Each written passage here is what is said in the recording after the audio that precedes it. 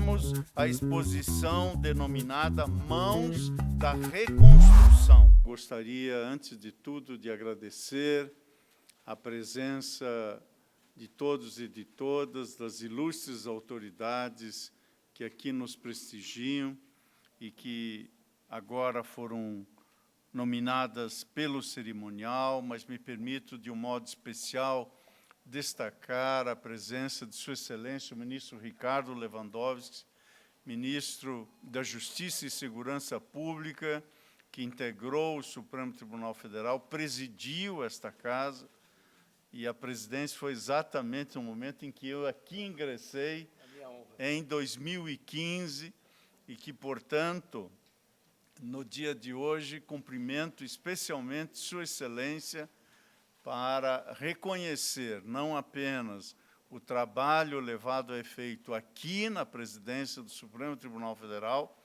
como também os relevantes serviços públicos que Sua Excelência tem prestado, que prestou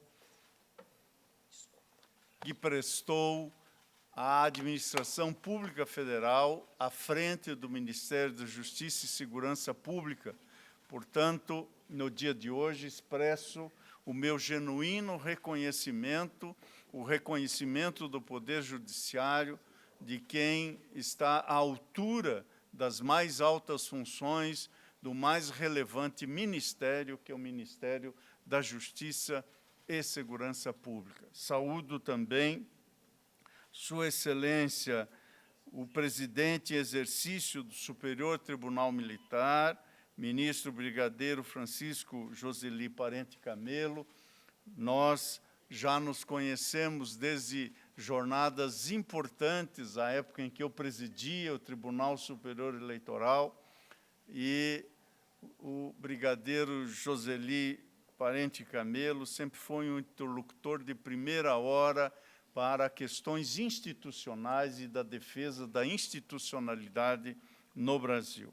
Cumprimento também o presidente em exercício do Tribunal Superior do Trabalho, o ministro José Roberto Freire Pimenta, da importante Justiça Especializada do Trabalho no Brasil, que cumpre uma função imprescindível para a sociedade brasileira.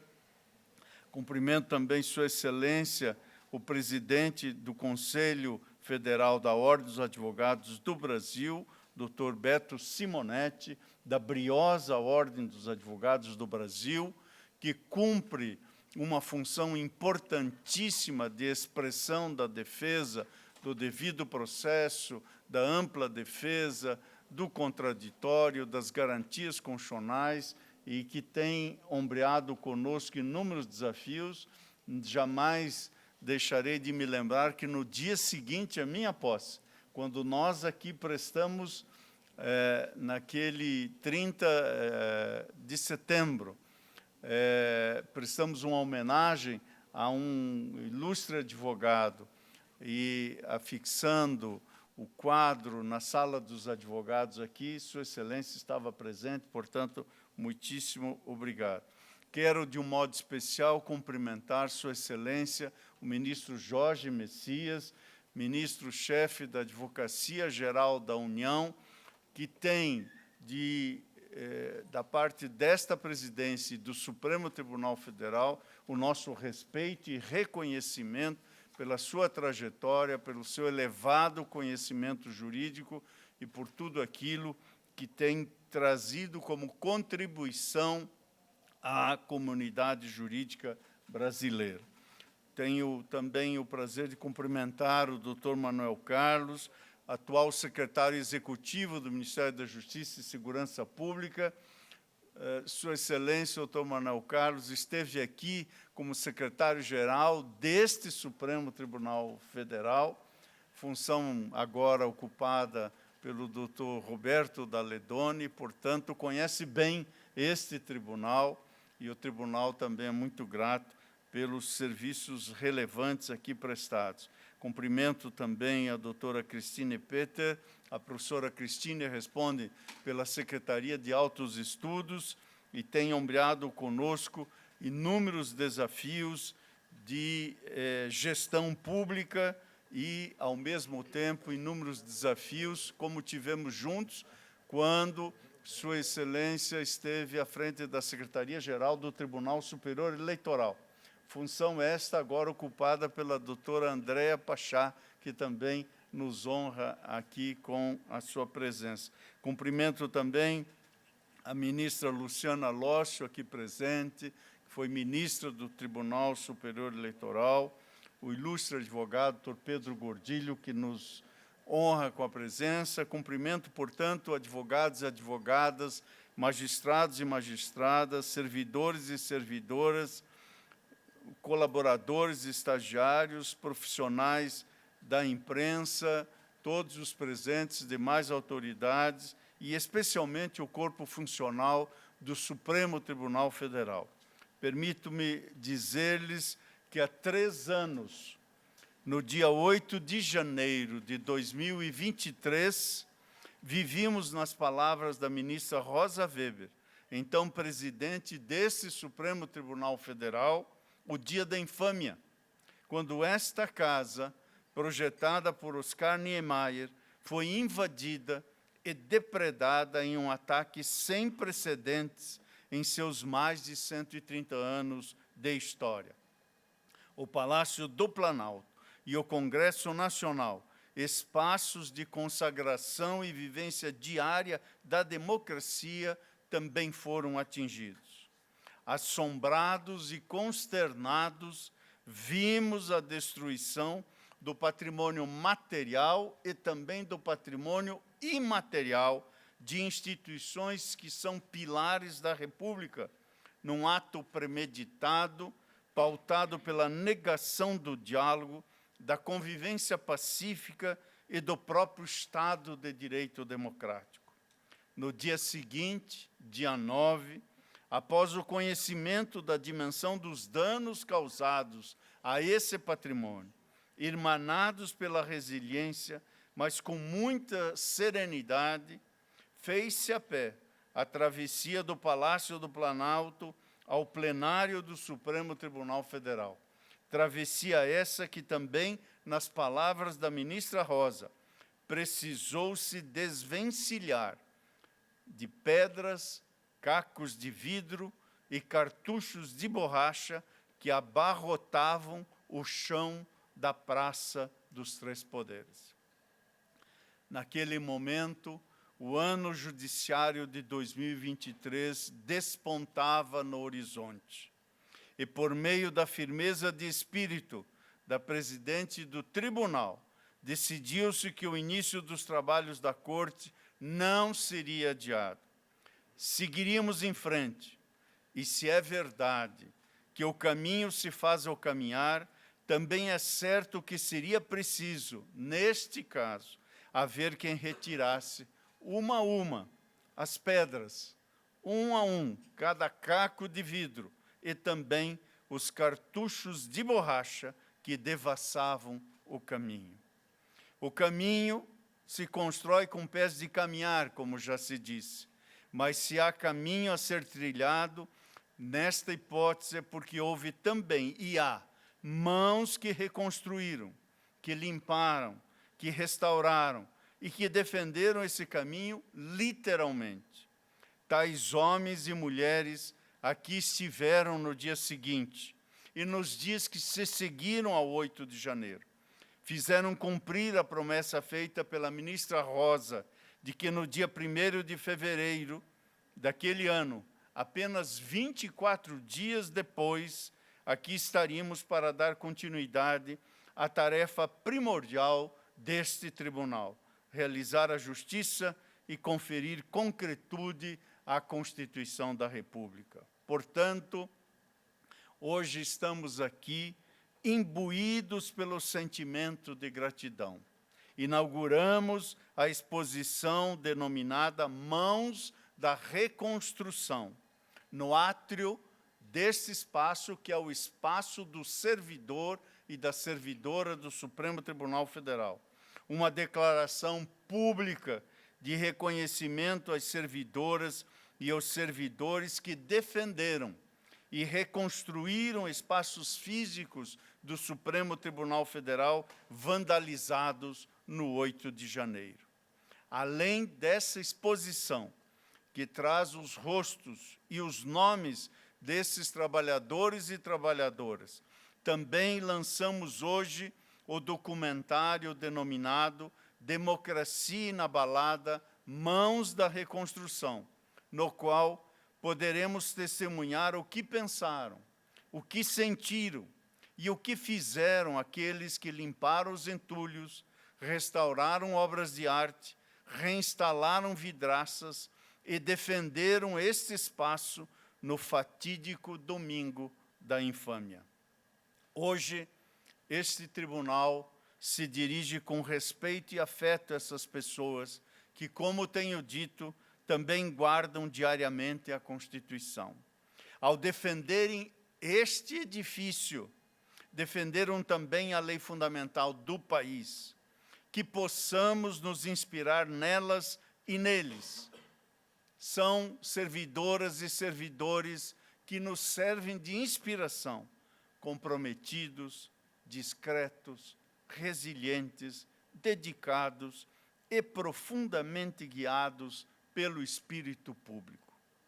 No livro Memórias Póstumas de Brás Cubas, um personagem de Machado de Assis vaticina, abro aspas, que o tempo caleja a sensibilidade e oblitera a memória das coisas, fecho aspas. O dever desta corte, guardiã não apenas da Constituição, mas também da memória institucional jurídica do país, é ir de encontro a essas palavras, derivadas da genialidade de nosso escritor maior, para que nós evitemos que o tempo anestesie nossa sensibilidade e faça desaparecer não apenas a memória do mal feito praticado, mas de quem se levantou contra ele. E neste trabalho de preservação da memória e do que se passou naqueles dias, devemos também mirar para fora, em permanente interlocução com quem relatou e reportou aqueles acontecimentos, revelando a missão imprescindível da imprensa numa sociedade livre. E também com estudiosos e estudiosas que se dedicaram a pensar os desafios contemporâneos da democracia constitucional, pensar e refletir sobre a importância de se preservar a memória institucional e edificar caminhos para a consolidação da paz democrática.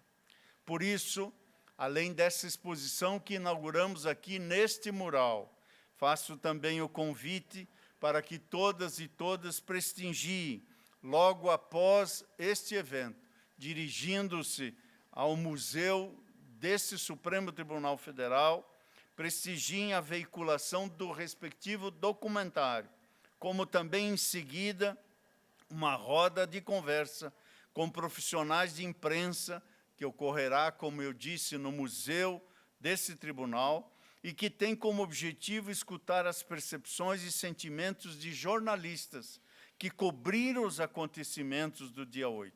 Contaremos com a presença de Wesley Galzo, do Estadão, Gabriela Biló, Folha de São Paulo, e Mariana Dias, Washington Post, com mediação de Gabriela Guerreiro, hoje secretária de Comunicação do CNJ e coordenadora de imprensa do tribunal àquela época.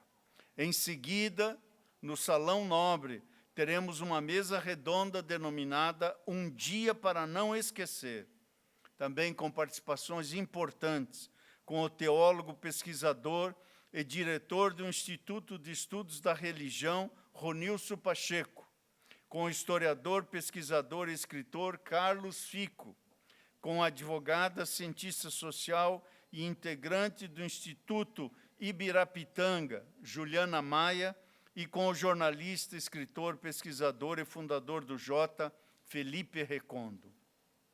Quero agora destinar uma palavra especial a um colega que tenho e amigo que tenho neste tribunal e que hoje é o nosso vice-presidente.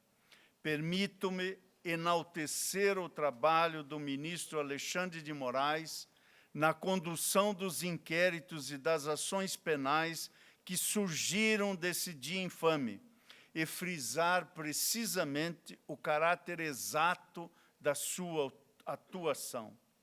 Há quem confunda e tome firmeza por jactância, e o ministro Alexandre de Moraes colocou-se firme por dever de ofício nesta missão, com sacrifícios pessoais e familiares que não me cabe aqui inventariar, e esteve onde precisava estar, não por bravata, mas porque era seu ofício, aquele mesmo que nós todos deste tribunal, ao aqui ingressarmos, juramos exercer, com a vida, se preciso for, na impermanência de nossos cargos. Que o exemplo de sua atuação no 8 de janeiro, atuação que hoje rememoramos, nos lembre que defender a Constituição é também defender aqueles que, com generosidade e abnegação, puseram as instituições à frente. Faço votos de que, sob esse exemplo, saibamos igualmente honrar os servidores e as servidoras e os membros desta casa, que, com espírito de serviço, dedicaram parte e dedicam suas vidas, além daqueles que eventualmente já nos deixaram, dedicaram parte de sua vida à custódia das instituições. Como afirma Sua Excelência o ministro Celso de Mello, em mensagem gentil que a nós enviou no dia de hoje, recordou Sua Excelência a advertência de Karl Popper, que disse: a tolerância ilimitada conduz paradoxalmente à destruição da própria tolerância. Por isso, recordar é resistir.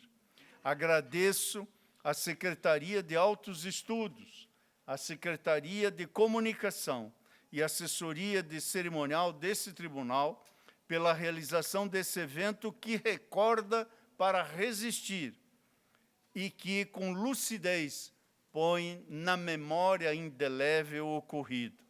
E finalizo estas breves palavras reafirmando que a Constituição permanece sendo, ao mesmo tempo, nosso limite e nosso horizonte. Que este tribunal também, nesta celebração da memória, renova seu compromisso de seguir na defesa intransigente da democracia e do Estado de Direito democrático, assim como de um diálogo respeitoso e republicano com os demais poderes, também os poderes atacados naquela data e que também se levantaram contra o autoritarismo. Reitero, pois, no dia de hoje, como presidente do Supremo Tribunal Federal, o compromisso desse tribunal com a segurança jurídica, com a diversidade, com a igualdade, com o respeito à pluralidade, com a colegialidade, com os princípios éticos que regem a magistratura, magistratura essa que deve ser a guardiã silenciosa e cautelosa da República, com a independência e harmonia entre os poderes, com a liberdade de imprensa e de expressão, com o devido processo legal e a ampla defesa de todos os cidadãos e todas as cidadãs. A vez e a voz para todos e todas em uma sociedade plural, desde que respeitados os limites impostos pela lei maior. Diferentes valores a respeito de como alcançar e consolidar os objetivos da República podem e devem conviver, mas nenhum valor pode vir a ser invocado para obliterar a democracia.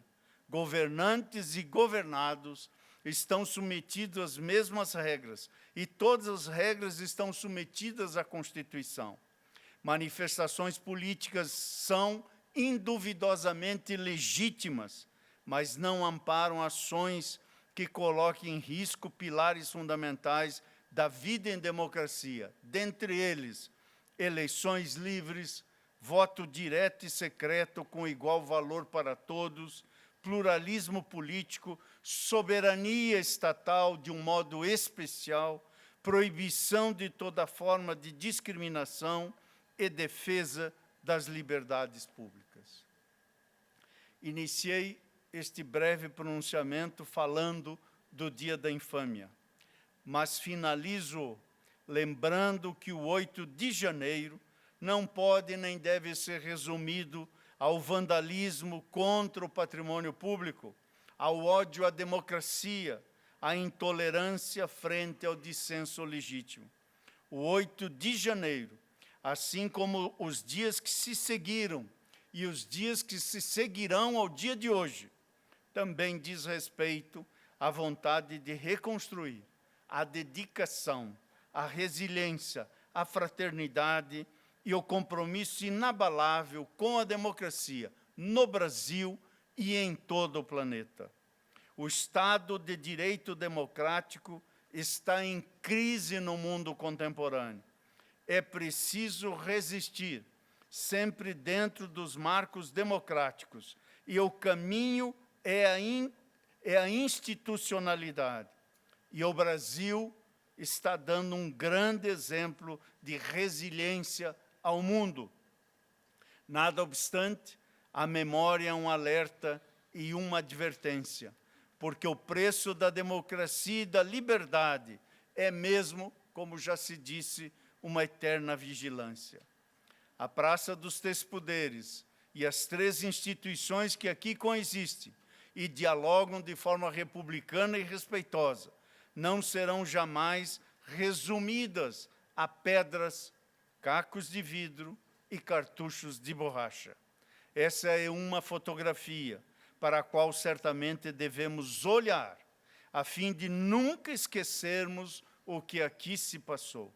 Não desviemos esse olhar, porque desviar o olhar, para usar as palavras de Machado de Assis, desviar o olhar é também calejar a sensibilidade e varrer a memória. A obra, no entanto, é maior que essa fotografia.